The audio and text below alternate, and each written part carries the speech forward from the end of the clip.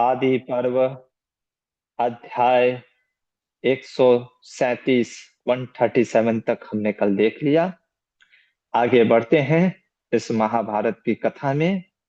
जैसा कि हम जानते हैं, यह महाभारत की जो ग्रंथ है, इसको लिखा श्री गणेश जी ने। व्यास जी इसके वक्ता बने। एक तरीके से व्यास जी ने कंपाइल किया, लिखने का कार्य गणेश जी को दिया गया था।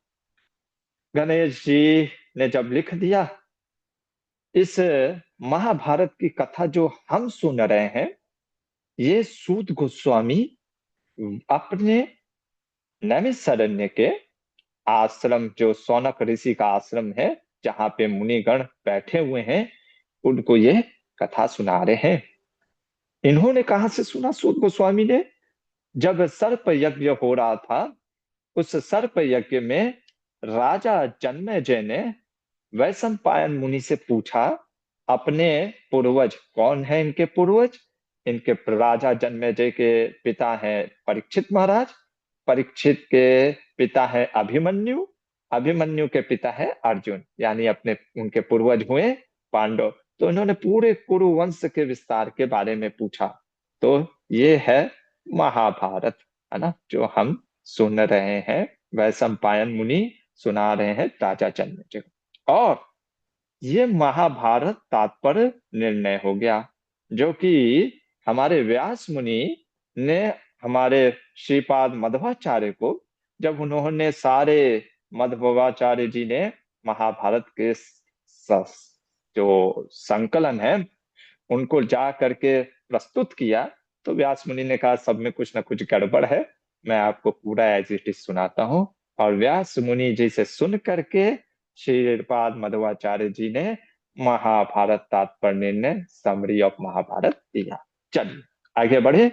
आज का विषय है चैप्टर 138, और देखते हैं वैशंपायन मुनि जन्मेजय राजा को क्या बता रहे हैं इस अध्याय में। तो श्लोक प्रारंभ करते हैं।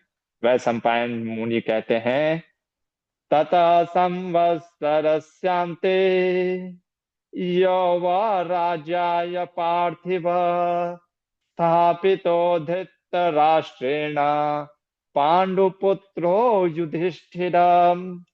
यदि किसी को कोई फीडबैक भी देना रहा करे तो बोल सकता है ना, मैसेज के माध्यम से, या ऐसे भी पर्सनली, क्योंकि कभी कभी मैं श्लोक बोलता हूँ या सिर्फ आपको कथा के रूप में सुनना है, तो वो भी आप बता सकते हैं।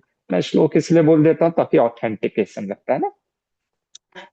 तो क्या बता रहे हैं यहाँ पे? वैशंपायन जी कहते हैं कि कुछ वर्ष बीत जाने पे धृतराष्ट्र ने पांडु के जो पुत्र युधिष्ठिर को युवराज घोषित कर दिया। अच्छा, क्यों युवराज घोषित कर दिया? अगले श्लोक में कहते हैं, धृति से स्थैर्य सहिष्णुता, यानी धृति, सहिष्णुता, दयालुता, सरलता, ये सभी सद्गुणों को देख करके, है ना, उनका पालन भी करते थे युधिष्ठिर महाराज, इसलिए उनको युवराज बना दिया। और भीमसेन के बारे में कहते हैं वैशंपायन जी, समय के साथ वृकोदर भीम, जो कि बलराम जी से, है ना, गदा युद्ध, रथ युद्ध, सब संकर्षण आदि शिक्षा, संकर्षण भगवान बलराम जी से शिक्षा प्रारंभ प्राप्त किया। अच्छा, सिर्फ भीम ने ही प्राप्त किया, दुर्योधन ने नहीं, वो भी प्राप्त किया, लेकिन अभी विषय से पांडव के बारे में बता रहे। क्यों? क्योंकि कुछ कनेक्टिंग पॉइंट है। तो युधिष्ठिर युवराज बन गए। भीम ने सारी विद्याएं, गदा युद्ध, रथ युद्ध, ये सब बलराम जी से सीख लिया। ओके। अर्जुन के बारे में बोलते हैं कि अर्जुन के विषय में है कि अर्जुन इतना फुर्तीला हुआ, उसके बारे में हमारे नीलकंठ चतुर्धर बताते हैं। अर्जुन जो था, उसका पराक्रम देखने लायक था। कैसा पराक्रम? वो वक्र विशाल अस्त्रों को, मतलब इतनी फुर्तीली से चलाता था ना, सिर्फ धनुष ही नहीं, छुर्रे, निराज, भैल, इन सब का वर्णन भी करते हैं नीलकंठ चतुर्धर, हम उस पे नहीं जा रहे हैं। और जब द्रोणाचार्य ने देख लिया कि अर्जुन के समान, है ना, कोई है नहीं, है ना, विभुसो दिशे लोके इति द्रोणो व्यवस्थिता, कि अर्जुन के समान दूसरा कोई योद्धा नहीं है इस जगत में। तब अर्जुन को बुला करके द्रोणाचार्य ने कहा, फिर से रिमाइंड किया। क्या रिमाइंड किया? कहते हैं, अर्जुन, याद है मैंने तुमको एक अस्त्र दिया था? देखो, मैंने अपने गुरु से जो, अग्निवेश गुरु जी से जो सीखा सब तुमको एज इट इज दे दिया बेटा। सारा चीज का ज्ञान है तुमको दे दिया। बल्कि मैंने तुमको वो चीज दिया जो मैंने किसी को नहीं दिया है, वो है ब्रह्मा। और जब मैंने ये ब्रह्मास्त्र का ज्ञान दिया, तो ब्रह्मास्त्र का ज्ञान देने के बाद क्या कहते हैं? कहते हैं कि समस्त त्वया रक्ष्यो मुनि सृष्टो विषाम पते, कि इसके संबंध में जो मुझे मेरे आचार्यों ने, मेरे गुरुजनों ने बताया, वो मैं तुमको बता रहा हूं। कभी इसका प्रयोग मत करना, भयंकर होगा। जब तक जरूरत ना पड़े तब तक प्रयोग मत करना। और उसके अलावा मैं तुमसे एक, क्या, आचार्य दक्षिणा दे ही, गुरु दक्षिणा चाहता हूं। फिर से गुरु दक्षिणा मांग लिया। आप कहोगे कितना गुरु दक्षिणा मांग रहे? नहीं, हमें गुरुजनों को देने से कभी कतराना नहीं चाहिए। भागवत कहता है, विनोद पात्रम, जो ये सोचता है कि मैं अपने गुरु के ऋण को चुका दूंगा, वो सिर्फ एकमात्र जोकर है। गुरु जितना भी मांगे वो कम है ना। तो अर्जुन ने कहा, क्या बोला अर्जुन ने? अर्जुन ने ऐसा नहीं कहा कि मैं नहीं दूंगा, कहा ददानीति प्रतिज्ञाते, मैं जरूर दूंगा गुरुदेव। बोलिए क्या चाहिए आप? तब कहते हैं, है ना, हमारा क्या, युद्धे हम प्रतियुद्धवे युद्धमानस्तवया नघ। हे अर्जुन, यदि युद्ध भूमि में कभी मेरा और तुम्हारा सामना हो जाए, है ना, जानते थे द्रोणाचार्य जी कि जिस पथ पे मैं चल रहा हूं, कभी ना कभी वो पहचान गए होंगे, देख लिए होंगे, है ना, कि दुर्योधन ने दोस्ती तो बना ही लिया है अश्वत्थामा को। मेरे को भी शायद नमक अदा करना पड़ेगा, इसीलिए बोलते हैं कि कभी जीवन में जरूरत पड़े, या मतलब हम आपस में टकराएं युद्ध में, तो मुझे ये गुरु दक्षिणा दो कि अगर युद्ध भूमि में मैं तुम्हारे विरुद्ध युद्ध लड़ूंगा, तो तुम जरूर मेरा सामना करोगे। उस समय ये नहीं कहोगे कि अरे मेरे गुरुवर मेरे सामने खड़े हैं, मैं कैसे युद्ध करूं, है ना। ये महानता है द्रोणाचार्य की। खैर, कल मैंने एक प्रश्न भी पूछा था, यदि याद होगा तो उसका उत्तर भी दीजिएगा अंत में। तो यह सुनकर अर्जुन थोड़े से विचलित तो हुए हैं, लेकिन उस समय वो सोचे नहीं थे। शायद उनको लगा कि गुरुदेव ऐसे ही बोल रहे हैं, है ना। बोल दिया, ठीक है गुरुदेव, आपकी यदि इच्छा है ना, तथेति च प्रतिज्ञाया द्रोणाया कुरु पुंगवा, मैं प्रतिज्ञा करता हूँ। इसके बाद, है ना, अर्जुन जो थे, वो सारे, जो धनंजय थे, गदा धनुष इत्यादि युद्ध करने में पारंगत हो गए। सहदेव के विषय में वर्णन आ रहा है यहाँ पे कि सहदेव भी जो थे, उन्होंने सारे नीति आंश कला नीति, है ना, सहदेव भी सारे नीति शास्त्र द्रोणाचार्य से सीख लिया। नकुल ने भी द्रोणेव विनीतिश्च भातृराम नकुला प्रिय, नकुल को अस्त्र शस्त्र की शिक्षाएं दी। अर्जुन के विषय में वैशंपायन जी कहते हैं कि एक सौवीर देश का राजा था, जिसको गंधर्वों ने कई बार 3 वर्षों तक उसके साथ युद्ध किया, फिर भी उसको हरा नहीं पाए। ऐसे राजा, सौवीर देश के राजा को अर्जुन ने, अर्जुना प्रमुख है पार्थ है, अर्जुन ने आदि पांडवों के साथ उसको मार गिराया। ये है अर्जुन का पराक्रम। तो एक तरफ युधिष्ठिर का जो धर्म था वो बढ़ रहा था, है ना, धर्म बढ़ रहा था, अर्जुन युधिष्ठिर युवराज के पद पे रह करके, और जो हमारे तो भीम और अर्जुन, है ना, के सहायता से पूरा चारों दिशाओं में, अरे अपने पिता से बढ़ करके कार्य करने लग गए ये लोग, है ना। तो हुआ क्या, जब इस प्रकार से इन लोग का, किनका, पांडवों का वर्चस्व बढ़ने लग गया, तो किसी की नींद चली गई। किसकी नींद चली गई?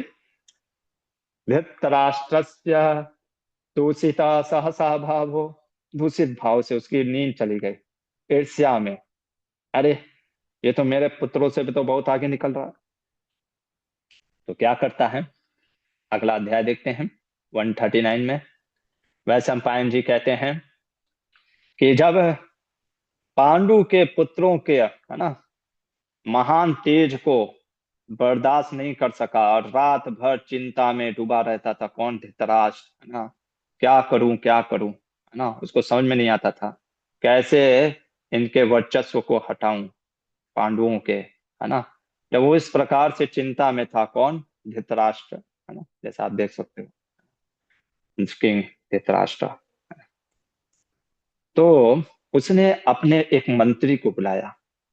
कौन सा मंत्री? इसका नाम है कनिक। कनिक, है ना, कनिक करके एक मंत्री है, इसका मिनिस्टर है कनिका। मध्वाचार्य जी अपने महाभारत तात्पर्य निर्णय में इसको कलिंग कहते हैं, और हमारे वादी राजतीर्थ कहते हैं दक्षिणायत कलिंगा इति दक्षिणायत, कनिका कहीं कहीं कनिक है और कहीं कहीं कलिंग है ना। तो कुछ भी हो, है ना, कनिक बोलिए और कलिंगा। अभी ये कौन था, इसके बारे में थोड़ा सा जान लेते हैं, है ना। मध्वाचार्य जी अपने महाभारत तात्पर्य निर्णय में इस व्यक्ति के बारे में कुछ बता रहे हैं। कहते हैं कि ये जो कलिंग या कनिक जो है,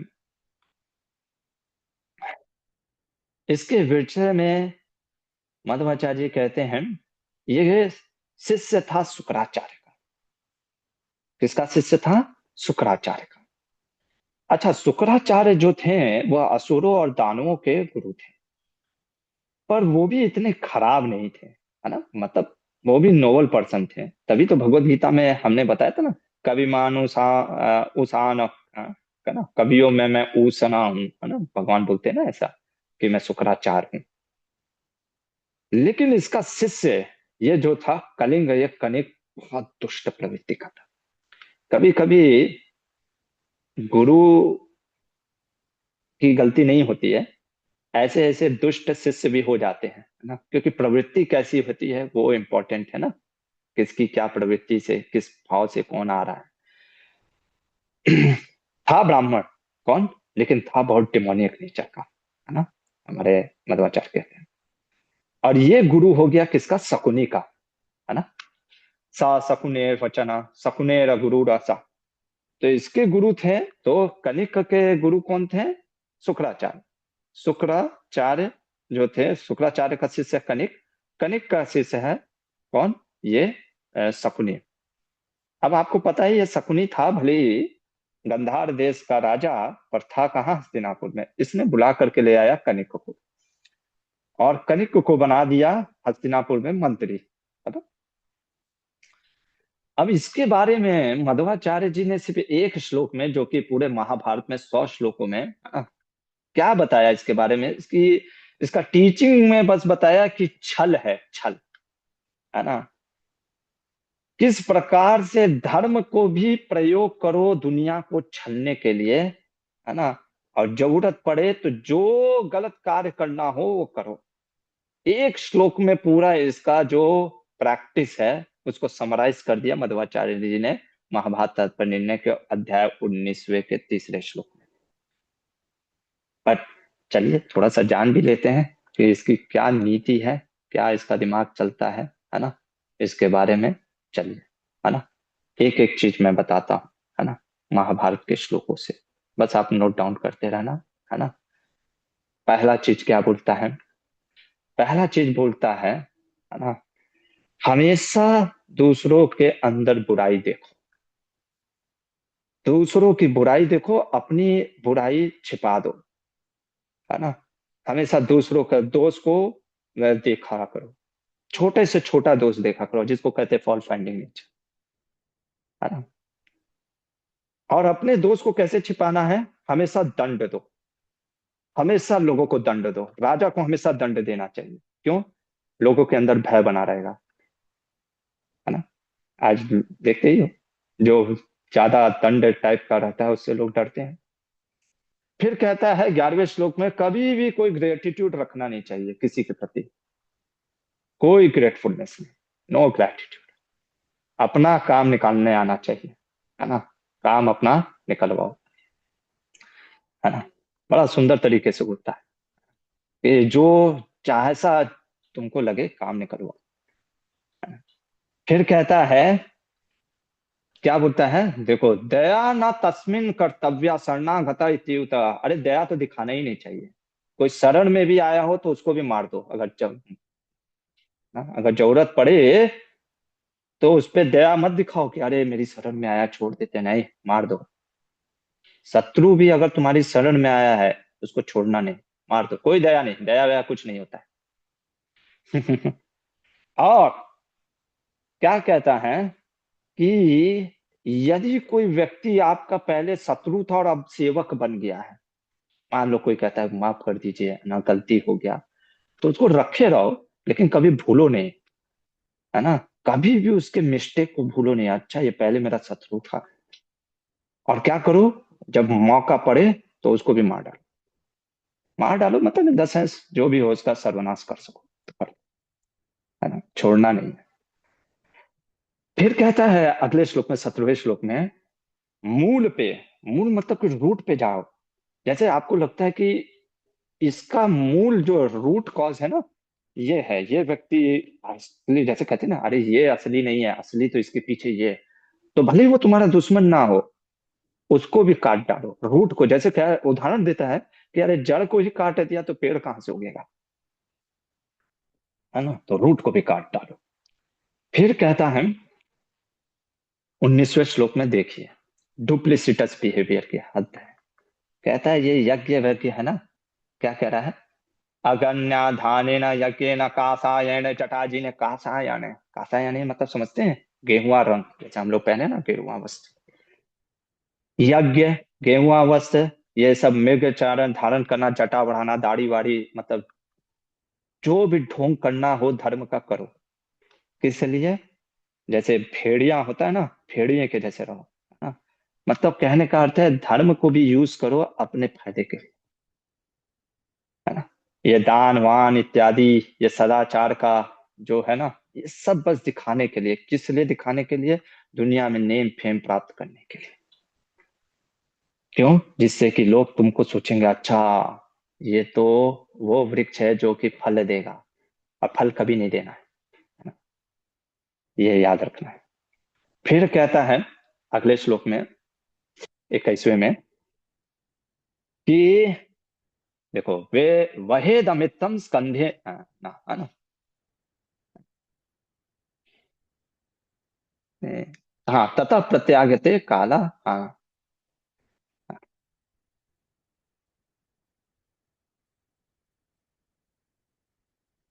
कहा गया वो श्लोक, ठीक है, दिख नहीं रहा है। मतलब कहने का अर्थ ये था, हाँ, अमित्रो न विमोक्तव्यम कल्पनम विहपि ब्रुवन्, आगे क्या कह रहा है कि देखो, कभी कभी अगर तुमको किसी की सेवा करनी पड़े अपने शत्रुओं की, है ना, जैसे स्कंधेना, है ना, जैसे बोला, है ना, स्कंधेना पीठ पे बैठा करके किसी कंधे पर बैठाना, या किसी को ढोना, किसी की सेवा करना, वो करना पड़े तो कर दो, यानी फॉल्स सर्विस, है ना। कई बार हम भी फॉल्स सर्विस करते हैं, अरे प्रभु जी, है ना, आपकी सेवा करनी है, पर सेवा के पीछे अपना मेवा रखे, है ना, कि किस चीजों से करते। तो अब धृतराष्ट्र एक प्रश्न करता है, धृतराष्ट्र कहता है कि मुझे ये बताओ कणे, साम दाम दंड भेद, जो होता है ना, इन चारों का उपयोग कैसे किया जाए अपने शत्रु का नाश करने में। तो कनिष्क कहता है मैं तुमको एक कहानी सुनाता हूँ, है ना, जिसमें आपको ये चारों चीज का दिख जाएगा। और वो कहानी एक सुनाता है जैकब, सियार कहते हैं ना हिंदी में। कहता है जरा ध्यान से सुनिएगा, मैं आपको एक कहानी सुनाता हूँ। नीति शास्त्र में एक कहानी आती है। क्या कहानी है, चलिए सुनते हैं। कहानी आता है, एक वन में अ, एक गीदड़ था, बड़ा चालाक था, है ना। उसके चार मित्र थे, है ना। चार मित्र कौन कौन थे, कहते हैं उसके मित्रों में, है ना, एक तो था बाघ, एक था मृग, मतलब हिरण, नहीं सॉरी, मृग तो नहीं, मतलब एक था बाघ, व्याघ्र, रघु, भृगु, है ना। एक था चूहा, और एक था भेड़िया, और एक था नेवला। नेवला मतलब समझते ना, मंगूस कहते हैं ना शायद इंग्लिश में, है ना। ये चार थे, किसके, इस जैकल के, शिकार के, है ना, सियार के। बाघ, चूहा, भेड़िया और नेवला। अच्छा, ये सब रहते थे। अब एक दिन इन लोगों ने हिरण के सरदार को देखा, जो बड़ा बलवान दिखा, है ना। पर बाघ उसको हमेशा, मतलब टाइगर उसको हमेशा पकड़ना चाहता था, पर वो निकल जाता था किसी तरीके से। तब इसने उपाय दिया, चालाक तो था ही। इसने कहा देखो भाग, मैं तुमको एक उपाय बताता हूँ, जिससे कि हमारा सबका काम बन जाए, सारे मित्रों को, है ना। कहता है तुम एक काम करो, है ना, इसको ऐसे नहीं मारो, है ना, ये निकल जाता है। मेरी राय में ये जो चूहा है ना, इसको क्या करना चाहिए, जब ये सोता है ना, तो इसके जैसे आप देखते हो कभी कभी चूहा हमारे पैर के नाखून को या उसको खरोच करके काटता है ना, खाता है ना। तो उसके, इसके जो खुर होते हैं ना, उसको खा जाए ये चूहा। उससे क्या होगा, ये तेजी से भाग नहीं पाएगा, तुम पकड़ लेना फिर मार देना। सब वाह वाह करने लगते हैं, कहते बिल्कुल सही बात है। तो एक दिन चूहा ये क्या किया, उसके पैरों के खुर को खा गया, काट डाला। अब हुआ क्या कि फिर बाघ ने उसका पीछा किया, और इस बार इतना तेजी से भाग नहीं पाया और उसको मार दिया। अब मारने के बाद गीदड़ कहने लग गया कि एक काम करो, तुम लोग सभी लोग नदी में नहा करके आओ, है ना, और तब तक मैं यहाँ पे निगरानी करता हूँ। तो गए सब। अब सब अपने अपने अनुसार नहाते हैं लोग कोई 2 मिनट लेता है, कोई 5 मिनट लेता है, कोई 10 मिनट लेता है। सबसे पहले उसमें से बाघ आया। बाघ आया तो गीदड़ मुंह बना करके बैठा था, सोच रहा था। बाघ ने पूछा भाई क्या सोच रहे हो, किम सोचसी, है ना, तुम तो बड़े विद्वान हो, है ना, तुम्हारी वजह से तो आज ये मारा गया है, पर तुम क्यों आज चिंता में हो। गीदड़ बोलता है अरे कुछ नहीं, क्या बोलूं, है ना, चूहे ने ऐसी बात बोल दी ना कि मुझे रहा नहीं जा रहा।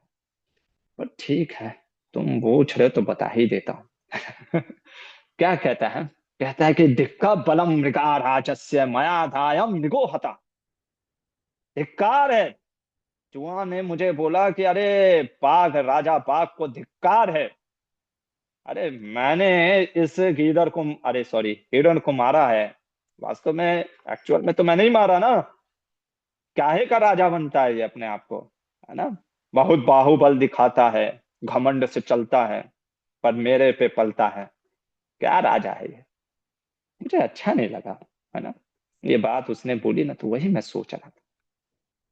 बाघ को लग गई भाई, है ना, उसको तो भाई चुभ गया ईगो में, यार बात तो सही बोल रहा है, मैं नहीं खाऊंगा ये मांस, है ना, मैं अपने बाहुबल से जो अर्जित करूंगा वही खाऊंगा, सही बात बोला, चला जाता, भाग गया, है ना भाग निकल गया।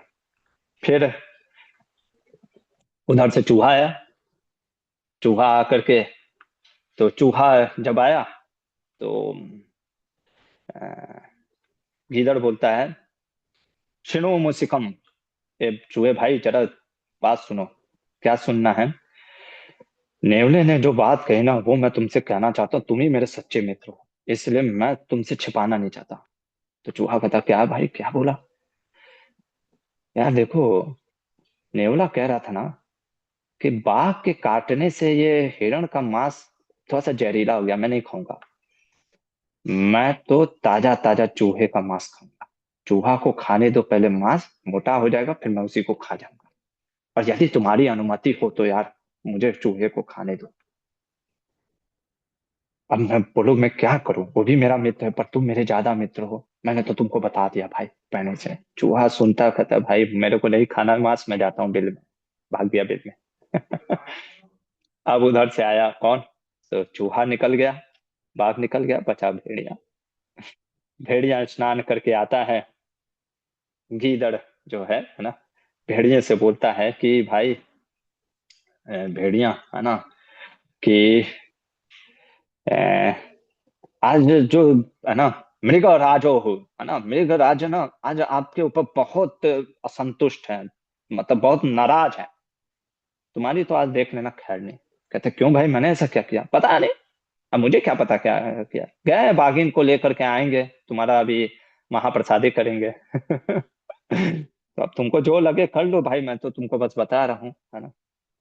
भाई ऐसा सुन करके वो भी डर गया, कहता है यार मैं मुझे नहीं खाना है कुछ मांस वांस, है ना, निकल गया, वो भी भाग गया। अंत में आया नेवला।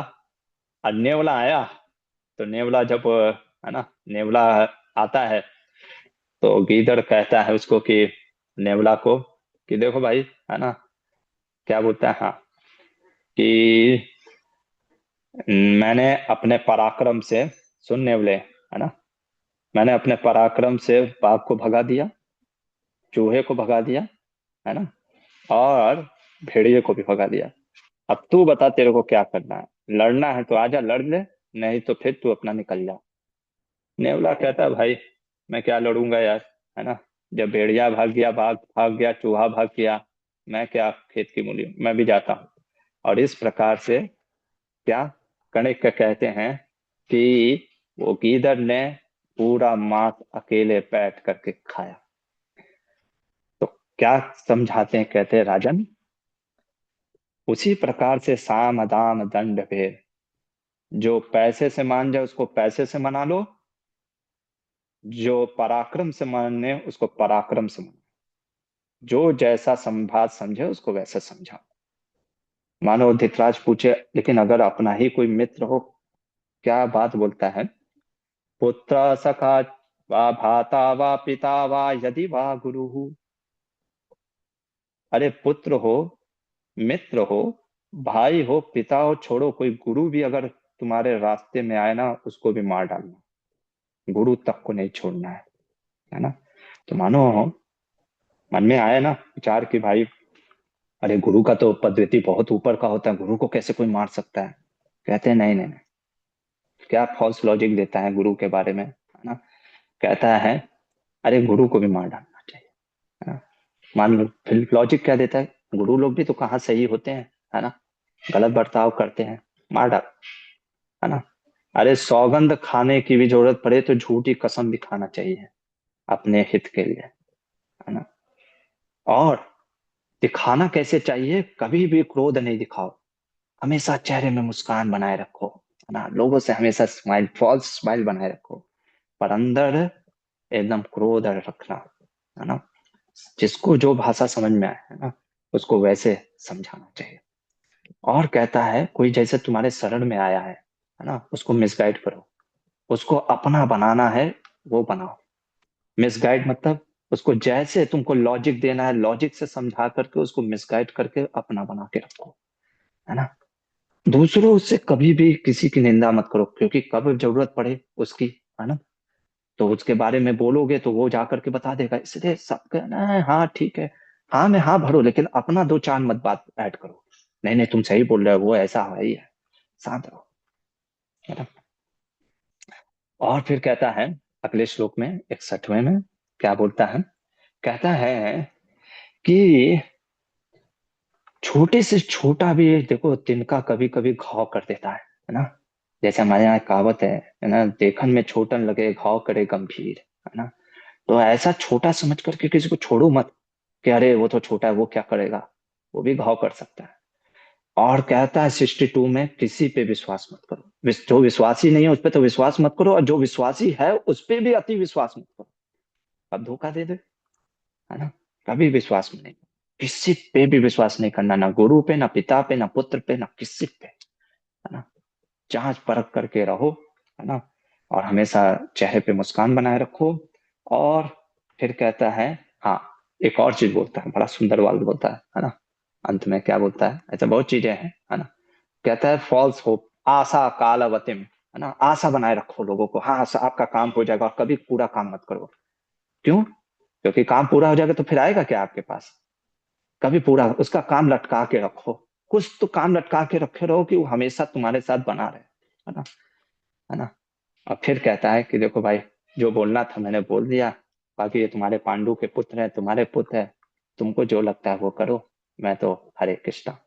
और यहाँ पे वैशंपायन जी बोलते हैं कि ये सुन करके धृतराष्ट्र, अब सोचो धृतराष्ट्र का ये मंत्री था कनिक, और ये था गुरु शकुनी का, क्या हाल होगा, है ना।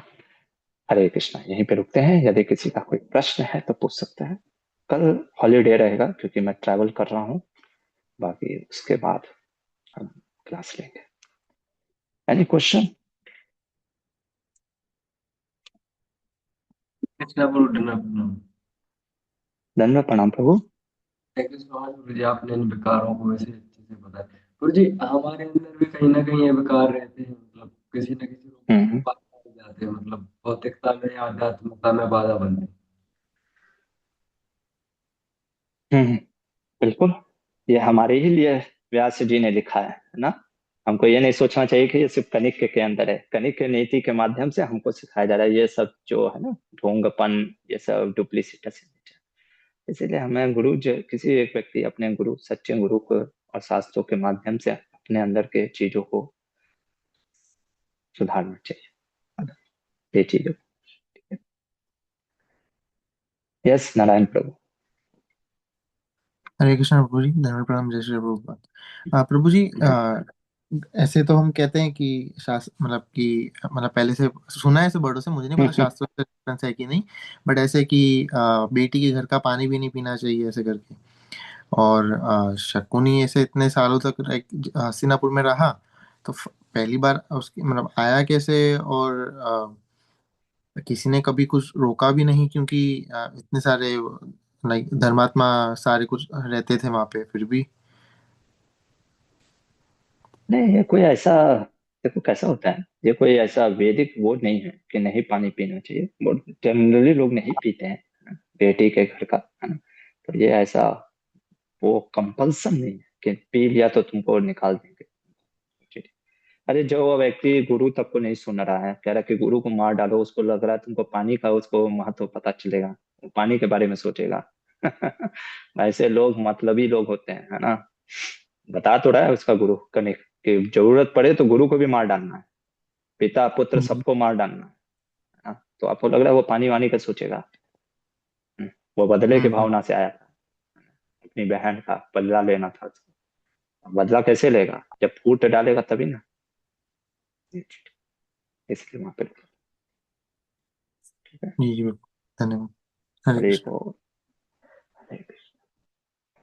ठीक है, यहीं पे रुक जाए, यदि और कोई किसी का कोई प्रश्न नहीं तो फिर कल, कल नहीं परसों देखेंगे, ट्राई करेंगे परसों भी।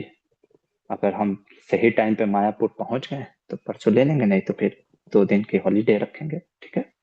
हरे कृष्णा। महाभारत ग्रंथ की जय। शिला प्रभुपाद की जय।